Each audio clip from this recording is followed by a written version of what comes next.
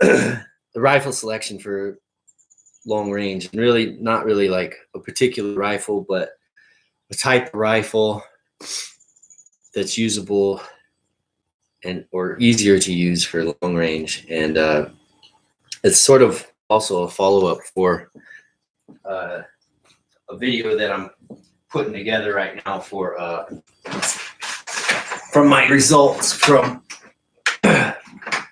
shooting yesterday, and kind of the difficulties of actually stretching out to just 600 yards, because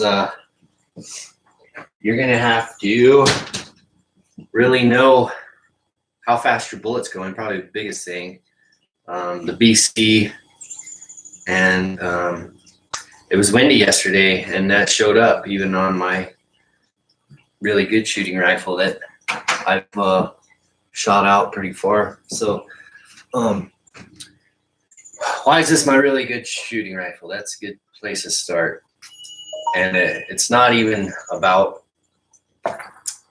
the money. I'll tell you what, this is the cheapest new rifle I ever bought. This is what is it?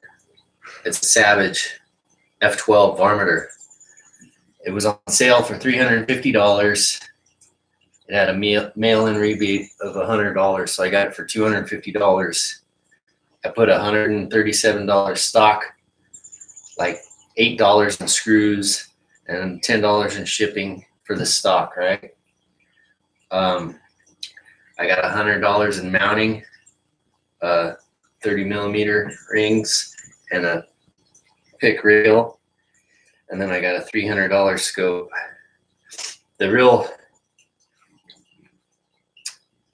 cost was probably in all the load development, which I spent a lot of time on a round I abandoned because I couldn't find it in the store anymore. It shot fine, but it had some stringing. I believe that one had some like vertical stringing that showed up, had further range. But anyway, what else about this thing? Well, I put like a pick rail here so I could do this. I like this bipod a lot, but I switch it back and forth with my 308 and this one. So I put pick rails on the bottom, and it's got a quick disconnect. I put this little cheek pad thing on there to try to raise my cheek up a little bit, but I don't really know if you need that. I see a lot of guys build like a foam riser on their buttstock so they don't have to. But I've never spent so much time developing a load as I did with this. I started with the Nosler RDFs, and I wanted to stick with them, but they stopped carrying them at the store, and I don't like ordering stuff. I shot sub MOA right away, but the tip I'd give you is do ladder tests at like 300 yards. That's what I did with this, and you just find a consistency in an area of the load, and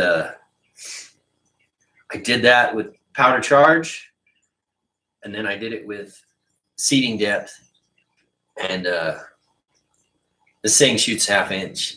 Like I'm on the wrong rifle. Remington. I like these rubberized stocks, and I like the green, and they look similar. Sorry. I had a different scope on it at the time. The thing it has going for it, heavy barrel, it's accurate, and the scope. The disadvantage is my muzzle velocity isn't there, and the bullet selection is probably a little low BC for shooting far range stuff. I got this Leopold on sale. I had some Cabela's points, and I had a coupon, so I got a real screaming deal on this BX3. It's a 4.5 to 14, and best scope I've looked through, but I don't hang out with a lot of people with scopes and guns and stuff, but the side focus is really sweet. I love that. And Yeah, it's a good gun. It's a really good gun, but maybe not the right range. You know, with Creedmoor out there with 7mm 08 and all that, it's probably not the right powder to bullet weight ratio. Actually, the thing shoots 150s. Awesome. I'm shooting 165s because I thought I should voice 7mm. This is my Bagheera. This has a fixed 6 SWFA scope, and that's probably not the best for long range, is it? It's a 6 power. Maybe topping off at 400 yards for 6 power. I don't know. It did seem inadequate, but I did have 2 rounds from the one load going pretty dang close together at that range. So I don't know. Maybe 6 is good enough for an experienced shooter. Maybe not for me. It's a lightweight gun. That's why I got it. 7mm. I figured this lightweight gun, I could shoot a 7mm to as far as I wanted, right? Well, it's hard to hold this thing still. You want to talk about seeing your heartbeat? It's a good thing it doesn't have high magnification, because I see my heartbeat a lot in this thing. It's hard to hold it still. The recoil, it's hard to hold it.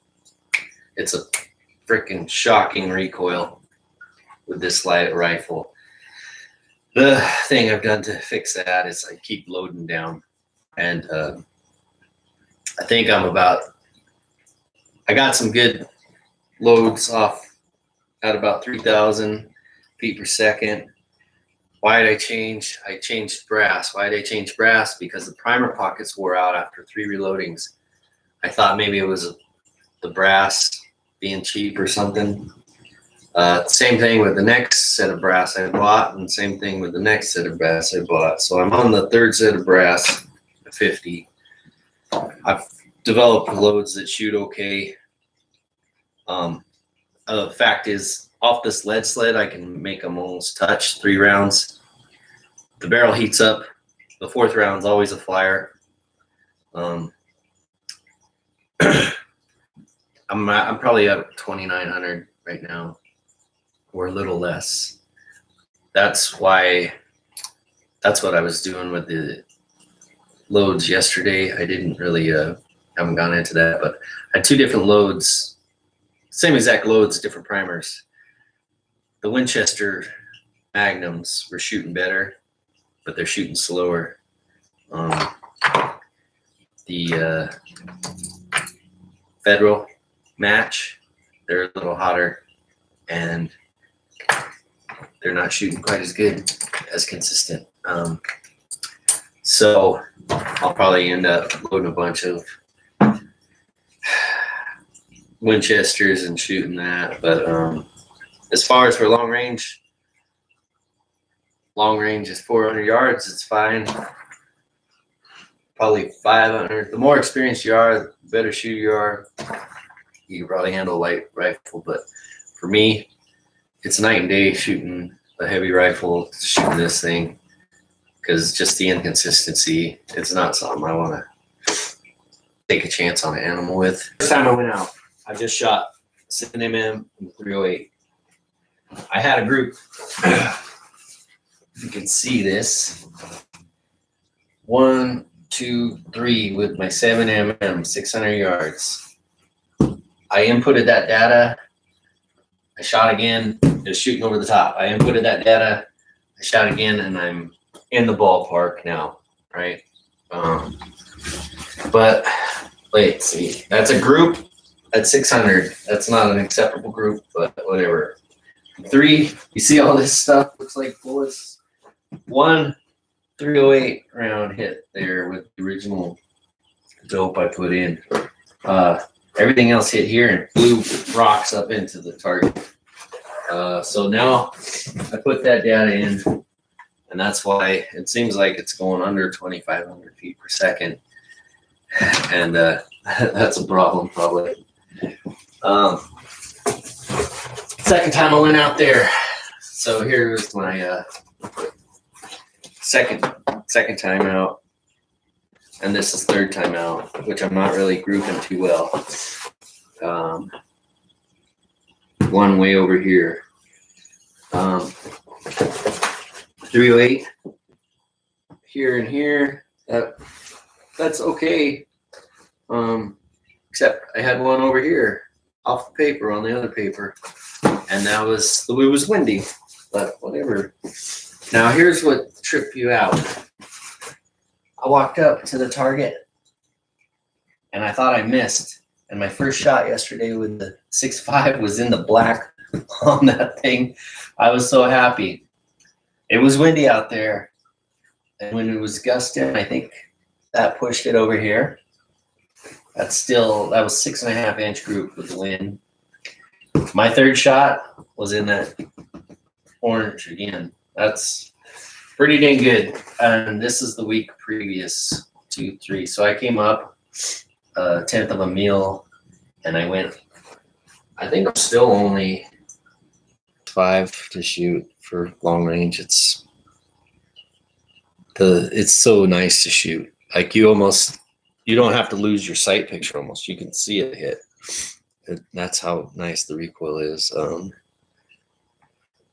If you spend time load developing, you can get a crazy amount of accuracy, especially with a heavy gun, with a quality gun. Savage, for people who don't like Savage, they think they're cheap or whatever and junk.